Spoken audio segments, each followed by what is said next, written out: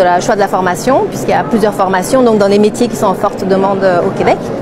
Et ensuite, quel centre de formation, puisqu'on représente tous les centres de formation. Et ensuite, la partie immigration et la préparation de l'arrivée.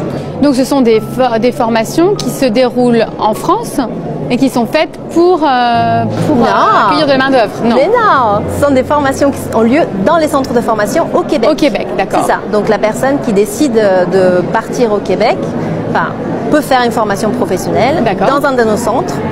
Et ça lui donne donc la possibilité d'avoir une expérience professionnelle au Québec. D'accord. Et justement, le fait de reprendre une formation, c'est aussi un bon moyen d'immigrer? C'est un petit peu plus simple qu'un permis de travail? Alors, c'est plus simple, mais ce n'est pas une évidence. L'objectif de faire une formation professionnelle, c'est d'apprendre de nouvelles compétences, de soit acquérir de nouvelles, comme une reconversion. On en a beaucoup. On a des jeunes qui apprennent une nouvelle formation, une nouvelle compétence, d'autres qui sont déjà formés et mais n'ont pas encore fait vraiment une expérience, mais qui ont décidé que la formation n'était pas faite pour eux.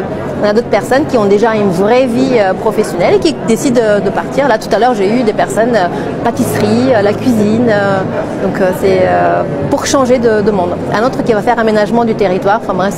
Vous êtes en lien avec des entreprises québécoises, du coup, qui cherchent de la main-d'œuvre? Pas vraiment. D'accord. C'est pas notre objet à nous, mais les centres de formation, eux, ils sont en lien avec les entreprises. Ils travaillent en collaboration même pour la formation, puisque la formation au Québec, c'est très pratique. Il n'y a pas de matière générale. C'est vraiment 80%, c'est de la pratique. Tous les centres de formation ont mis en place pour que chacun puisse travailler comme s'il était en entreprise. Et du coup, ils travaillent avec les entreprises pour avoir tout le matériel, les derniers chocolats pour la pâtisserie, tout ce qu'il faut pour la menuiserie. Enfin bref, ils travaillent avec beaucoup d'entreprises dans lesquelles ils font des stages par exemple. Qui peut venir s'adresser à vous et comment on fait concrètement? Alors, pour faire une formation professionnelle, il ne faut pas grand-chose à part l'intérêt et l'envie d'apprendre et de partir au Québec. Il faut avoir 18 ans et plus, donc il n'y a pas de limite d'âge. C'est vraiment, tout à l'heure j'ai eu des personnes de 50 ans qui veulent partir.